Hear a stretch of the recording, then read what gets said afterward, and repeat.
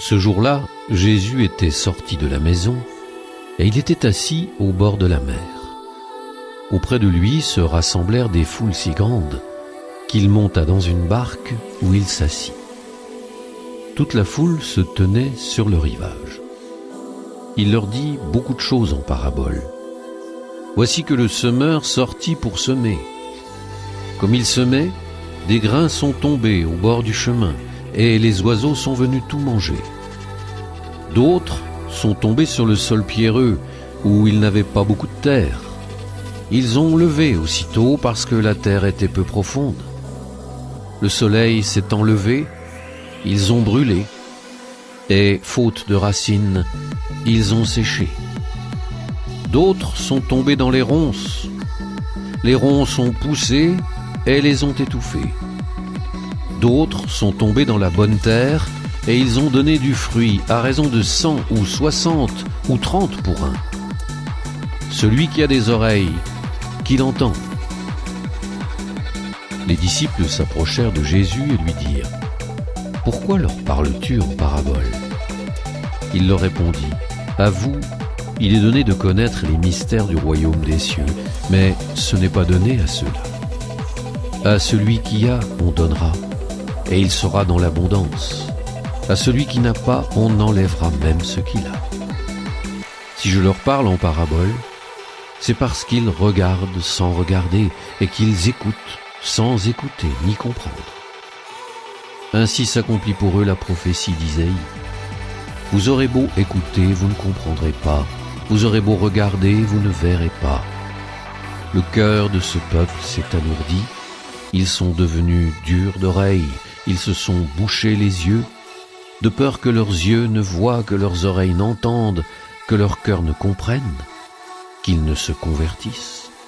Et moi, je les guérirai. Mais vous, heureux vos yeux puisqu'ils voient, et vos oreilles puisqu'elles entendent.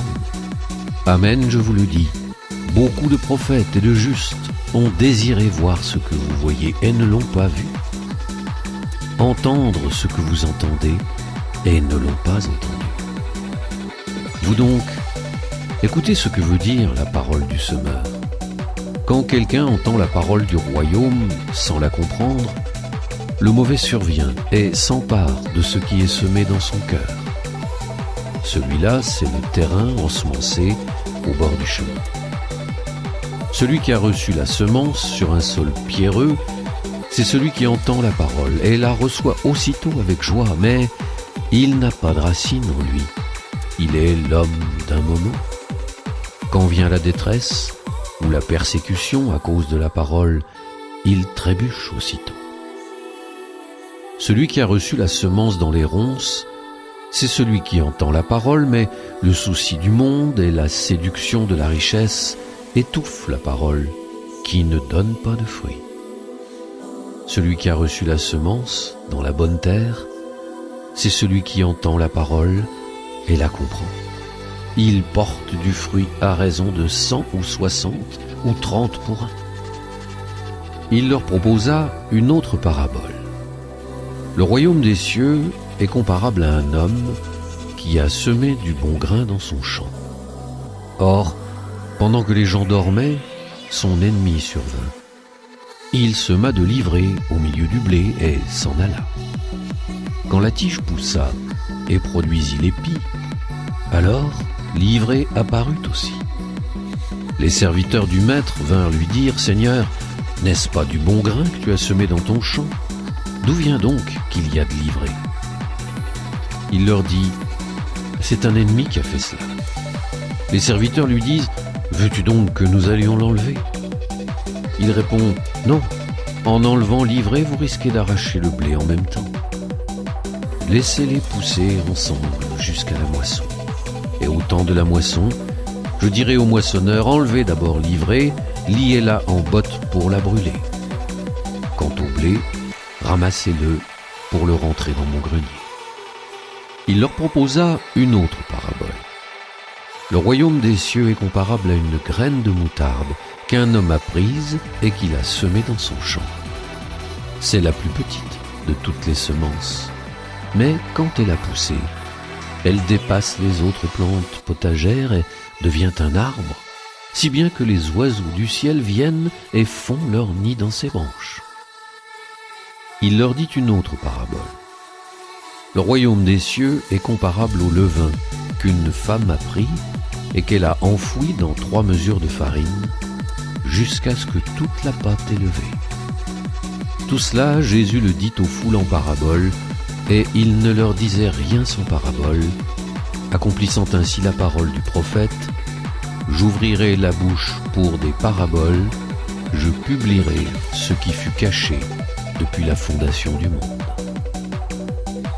Alors, laissant les foules, il vint à la maison.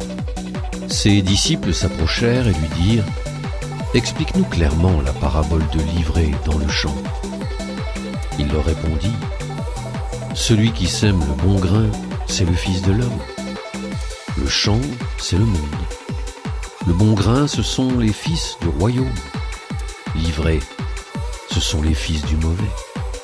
L'ennemi qui l'a semé, c'est le diable. La moisson, c'est la fin du monde. Les moissonneurs, ce sont les anges. De même que l'on enlève l'ivraie pour la jeter au feu, ainsi en sera-t-il à la fin du monde. Le Fils de l'homme enverra ses anges, et ils enlèveront de son royaume toutes les causes de chute et ceux qui font le mal. Ils les jetteront dans la fournaise. Là, il y aura des pleurs et des grincements de dents. Alors, les justes resplendiront comme le soleil dans le royaume de leur Père. Celui qui a des oreilles, qu'il entend. Le royaume des cieux est comparable à un trésor caché dans un champ. L'homme qui l'a découvert le cache de nouveau. Dans sa joie, il va vendre tout ce qu'il possède et il achète ce champ.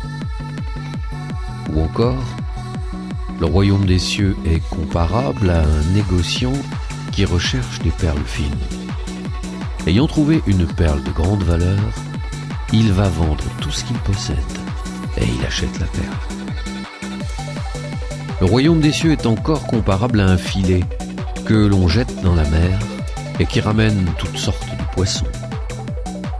Quand il est plein, on le tire sur le rivage, on s'assied, on ramasse dans des paniers ce qui est bon et on rejette ce qui ne vaut rien. Ainsi en sera-t-il à la fin du monde. Les anges sortiront pour séparer les méchants du milieu des justes et les jetteront dans la fournaise. Là, il y aura des pleurs et des grincements de dents. Avez-vous compris tout cela? Ils lui répondent: oui. Jésus ajouta: c'est pourquoi tout scribe, devenu disciple du royaume des cieux, est comparable à un maître de maison qui tire de son trésor du neuf et de l'ancien. Lorsque Jésus eut terminé ses paraboles, il s'éloigna de là. Il se rendit dans son lieu d'origine et il enseignait les gens dans leur synagogue, de telle manière qu'ils étaient frappés d'étonnement et disaient: d'où lui viennent cette sagesse et ces miracles? N'est-il pas le fils du charpentier? Sa mère ne s'appelle-t-elle pas Marie? Et ses frères Jacques, Joseph, Simon et Jude? Et ses sœurs ne sont-elles pas toutes chez nous? Alors, d'où lui vient tout cela? Et ils étaient profondément choqués à son sujet. Jésus leur dit: un prophète n'est méprisé que dans son pays et dans sa propre maison. Et il ne fit pas beaucoup de miracles à cet endroit-là à cause de leur manque de foi.